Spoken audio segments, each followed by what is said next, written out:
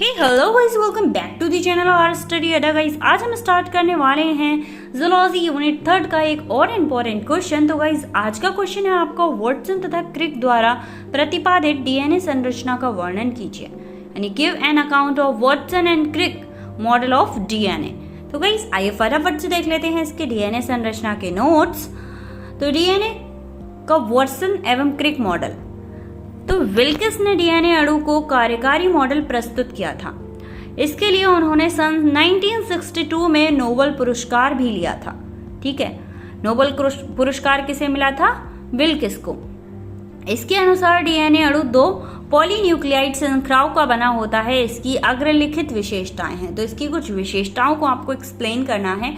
First है, ये शायद मेरे ख्याल से आपने 12th में भी पढ़ा होगा और बहुत अच्छे से इंपॉर्टेंट भी रहता है फॉर बोर्ड एग्जाम।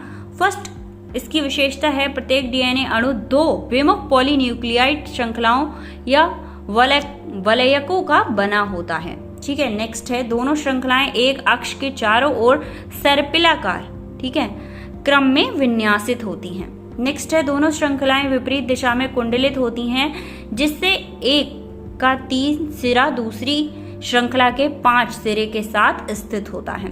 बहुत ही इजी है, मैं फिलहाल नोट्स दे रही हूँ इसलिए आपको ज़्यादा समझाने की कोशिश नहीं कर रही हूँ। अगर इसका डिटेल वीडियो चाहिए तो आप मुझे कमेंट कर सकते हैं।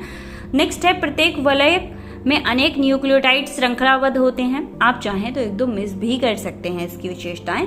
प्रत्येक न्यूक्लियोटाइड्स में नाइट्रोजेनेसिस क्षार और डीऑक्सीराइबोज नामक पोटास शर्करा तथा फॉस्फोरिक अम्ल का एक अणु होता है। इसमें नाइट्रोजेनेसिस क्षार का अणु डीऑक्सीराइबोज से अंदर की ओर तथा फॉस्फोर अणु इससे बाहर की ओर जुड़ता है। जो फॉस्फेट अणु होता है वो बाहर की ओर जुड़ता है। नेक्स्ट है, एक श्रृंखला के सभी न्यूक्लियोटाइड्स फॉस्फेट अणु द्वारा परस्पर जुड़े रहते हैं।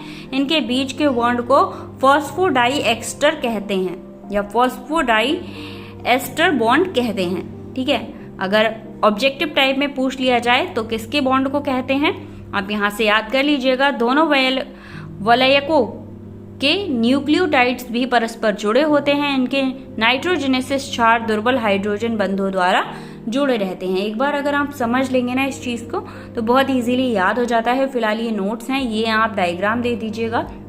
अगर नहीं समझ आए तो मुझे कमेंट कीजिए, मैं आपको एक्सप्लेन करूंगी। बट हाँ, ये नोट्स हैं इसलिए मैं ज़्यादा एक्सप्लेन नहीं करती हूँ। नेक्स्ट है हमारा, डीएनए के दोनों न्यूक्लियोटाइड्स जो होते हैं वो श्रृंखलाओं में प्यूरीन तथा पाइरिडिमीन की मात्रा बराबर होती है, क्योंकि एक श्रृंखला के प्यूरीन दूसरी श्रृंखला के पाइरिमिडीन से जुड़े रहते हैं। एक श्रृंखला के एडिनिन ए का दूसरी श्रृंखला के थाइमीन 1 से संबंध होता है और साइटोसिन सी का संबंध दूसरी श्रृंखला के गाबनेनिन जी से होता है। मतलब ये इसके सारे क्या हैं, साइन दे रखे हैं। साइटोसिन को सी से प्रेजेंट करेंगे, गाबनीन को जी से,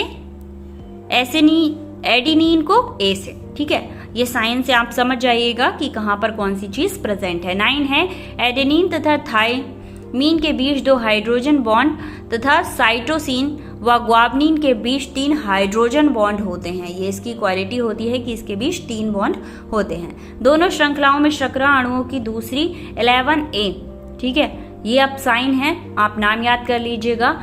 नाइट्रोजेनेसिस धारों को शर्करा के C1 परमाणुओं से जोड़ने वाले बॉन्ड सदैव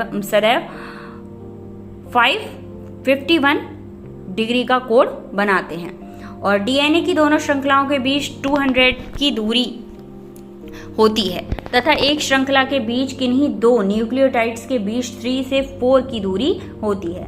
12th है हमारा, कुंडली का एक चक्कर 34 के अंतर पर पूरा होता है। प्रत्येक चक्कर में 10 न्यूक्लियोटाइड्स होते हैं, इनमें से प्रत्येक 3 से 4 की दूरी पर स्थित होता है। नेक्स्ट है आपका, दोनों श्रृंखलाएं विपरीत दिशाओं में होती हैं। एक स्थित होती है श्रृंखला में शर्करा के कार्बन 3 से 5 दिशा में तथा दूसरी श्रृंखला के कार्बन 5 से 3 दिशा में होते हैं। इस प्रकार की श्रृंखलाओं को प्रति समांतर कहते हैं।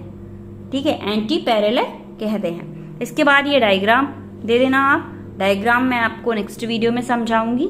डीएनए लेंडर डबल हेलिक्स, ठीक है, और आप चाहें तो एक डायग्राम से भी काम चला सकते हैं। उसके बाद इस प्रकार डीएनए में दो पूरक श्रृंखलाएं एक दूसरे के चारों ओर कुंडलित रहती हैं। प्रत्येक हेक्सिलिक का एक प्रतिवर्धन लगभग 34 एक्सटीन है क्या है उसका नाम वो याद करिएगा, एंगस्ट्रॉन्ग आएगा फिलहाल यहाँ पर। तो इसमें न्यूक्लियोटाइड्स के 10 युगल होते हैं जो नियमित क्रम में 3 से 4 की दूरी पर स्थित होते हैं। डीएनए हेक्सिलिक की पूरी लंबाई में एक संकीर्ण खांचा तथा एक चौड़ा खांचा होता है। संकीर्ण खांचा नैरो, ठीक है, युग्मित अणुओं के बीच की दूरी तथा चौड़ी खांचा क्रमिक परिवर्तनों के बीच के द्विविस्थान को निरूपित करती है। इसके बाद आ जाइए नेक्स्ट, ठीक है।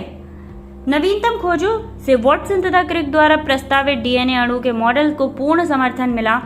एक्स-रे विवर्तन अध्ययनों, इलेक्ट्रॉन सूक्ष्मदर्शी गलनांक तथा एंजाइम पाचन अध्ययनों से प्रमाणित होता है कि इस प्रकार की दोनों श्रृंखलाएं न्यूक्लियोटाइड्स की प्यूरीन तथा पिरामिड बंधुओं द्वारा दोहरी अवस्था में रहती हैं। इस अध्ययन से यह भी ज्ञात होता है कि प्रत्येक क्रॉस बंधुता यानी क्रॉस लिंकेज हाइड्रोजन परमाणु द्वारा एक पिरामिडीन व एक प्यूरीन के बीच बंधुता से फलरूप बनती है। हाइड्रोजन अपेक्षाकृत रूप में दुर्लभ होते हैं और सरलता से टूट जाते हैं। विश्लेषण विधियों द्वारा यह भी ज्ञात हुआ कि डीएनए की सर्वतों में भाग लेने वाले प्रत्येक प्यूरीन डीएनए अणु से मिलने पर पिरमिहीन के समानुपात से मिलते हैं, अर्थात डीएनए के एक स्ट्रैंड से एसिटीन की मात्रा डीएनए के दूसरे स्ट्रैंड से साइमीन की मात्रा के बराबर होती है।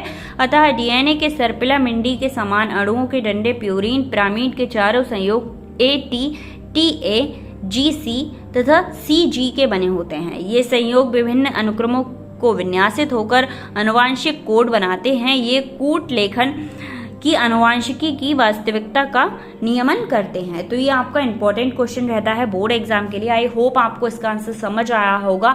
आंसर में क्या है यार, बस पढ़ना है और याद करना है। अगर डीएनए की संरचना को आपको समझना है तो आप मुझे कमेंट कीजिएगा। एंड इससे रिलेटेड सारे नोट्स, मतलब जूलॉजी के सारे नोट्स चैनल पर प्रोवाइड हैं। डिस्क्रिप्शन में प्लेलिस्ट लिंक मेंशन कर दूंगी, वहां जाकर चेक करने ला। मिलते हैं नेक्स्ट वीडियो में। Thank you so much.